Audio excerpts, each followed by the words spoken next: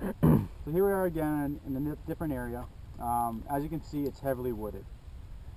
This location is coming off from the river, and there's a large area of heavily wooded forests and cut lines. There's some roads. There's a little bit of everything in here. One of the other questions was, is there smoke grenades allowed? Yes, there are. But you got to make sure if you use a smoke grenade, a ref or somebody is staying close by to make sure that there's no fire. Only cold smoke allowed, but I also know with cold smoke it does produce a bit of heat. In the month of August it dries out over here, so we want to make sure that we're not starting any fires. That is the main concern. Before you use smoke, you have to radio it in. So you make sure that the command knows that you're using smoke, so we know to watch that general area too. Because of the wooded area and August coming close to the end of the season, there's a lot of wildlife around here, and I'm including bears. We will have 6 teams running around this location on quads and side-by-sides with bear kits.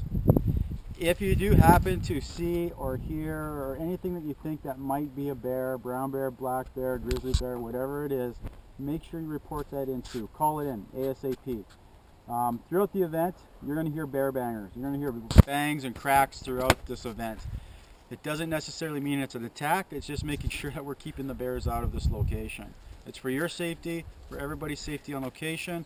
So just let's help out with each other on that one too. You're going to see a lot of wildlife. Last time we were here, we saw at least a dozen deer running through.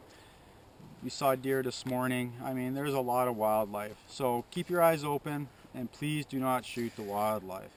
If you see something, call it in. We'll scare them off, but we want to preserve nature and we want to make sure everybody's okay.